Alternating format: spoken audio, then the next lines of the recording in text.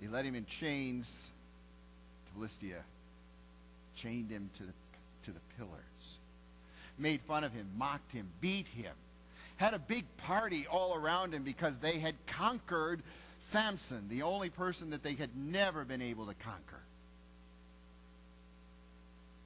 And then Samson realized where his power had come from. Guess what? It wasn't from his abstinence, his non-alcoholic vows. It wasn't from his hair. It wasn't from any of the other things that he promised to God. It was from God. And when he turns to God and when he prays,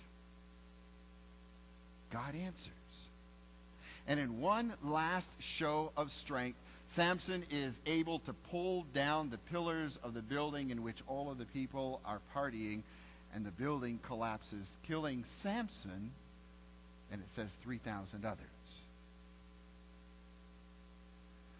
Make a good TV movie, wouldn't it? But not necessarily a hero of faith. And yet, there he is, black and white, a hero of faith.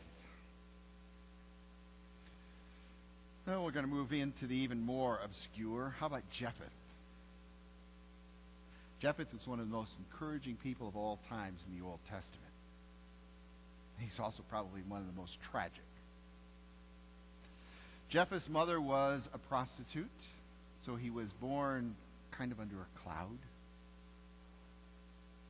But his life was filled with his devotion to God.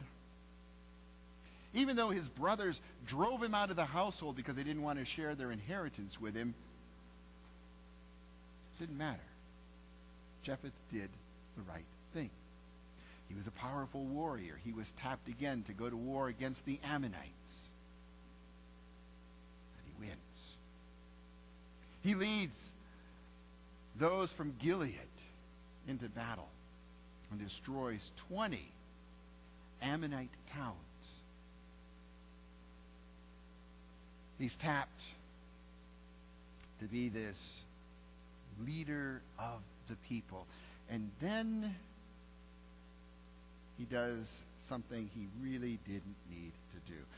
See, this is one of the problems when we start going beyond where God is leading us, where God wants us to do. When God says, I want you to go here, just go there.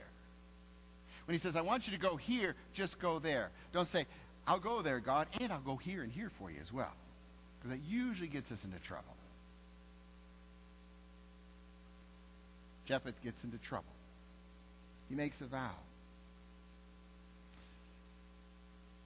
He says, not only will I do that, he says, but I will give my spirit to the Lord. And I will make a vow to you, Lord, that if you give me victory in this battle, the first thing that I see come out of my house when I return, I will sacrifice to you. Now, this isn't as bad as what it sounds. At that time, generally, families kept cattle on the ground floor. It was kind of the barn. So what he's saying is, the first animal that comes out of the barn, I will sacrifice to you. Unfortunately for Jephthah, when he returns, the first thing that he sees come out of the barn is his daughter. Not good news, is it? Did he need to go there? No. Did he need to make that vow? No. God had already tapped him. God had already ordained him. God had already called him out. And Jephthah wanted to go even farther. But there he is in Hebrews. A hero of faith. Gideon, Barak, Samson, Jephthah. Then we come to a couple interesting ones. Samuel. Samuel's whole life began with a prayer. Samuel's story is really Hannah's story. She's the one who prays to God because she can't have children. And she so desperately wants a child. And she prays to God and prays to God and says, God, if you give me a child, I will dedicate that child to you. And God does. She calls him Samuel. And she keeps her word, and she takes him to the temple, and she dedicates him to the Lord, and she leaves him in the temple to serve God, and she walks away. Okay, moms, how many of you could do that with your kids? I mean, on good days. On the bad days, probably all of us could do that. And no, don't think about leaving them here. But Hannah dedicates Samuel to the Lord. Samuel spends his entire life serving God faithfully. Samuel is the one person in the entire list in Hebrew that I can point at and go, now that was a God choice. He made the right choice on that one. He ordains kings. Remember, it's Samuel who brings the good news to Saul. Later brings the bad news to Saul. Later brings the good news to David. Later brings the bad news to David. He was faithful. He didn't care. He wasn't political. He wasn't going to bend to the king. He was going to do what God wanted him to do. All the way through.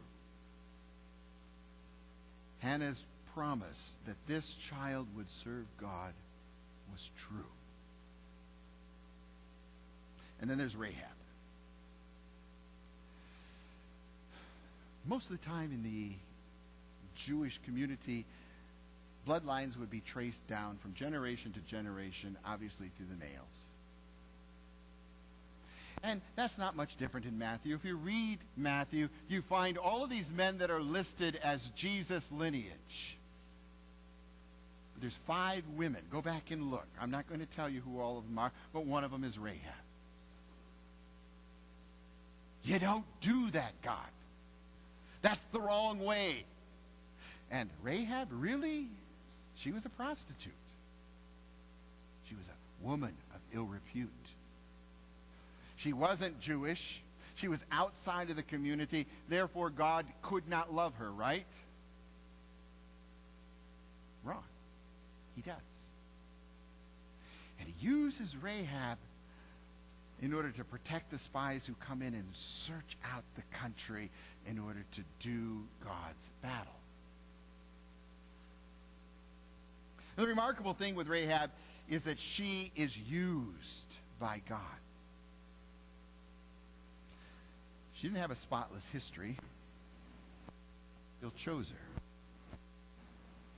She didn't always do the right thing, and she was on the wrong side of the equation nation-wise, but God chose her. And you know what? Out of all the list of requirements that it takes in order to be a hero of faith, out of all the list of things that you have to do in order to be listed in God's book of glory, there's only one that really stands out. You have to be chosen by God. She was. Obviously, all of these people had some severe flaws in their character. So as I'm putting all of this together,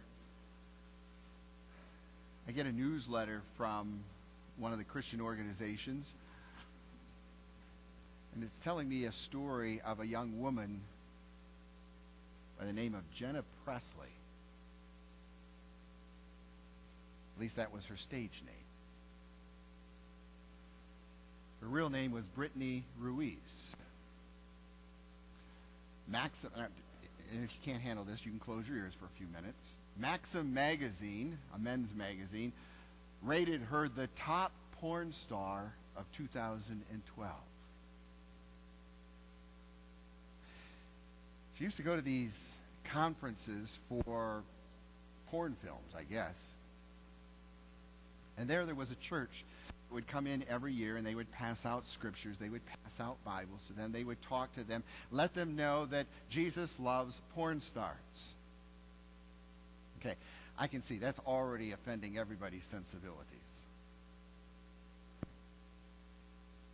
And out of that, she took home one of the Bibles. She took home some of the information. She finally contacted the church, and she gave her life to Jesus.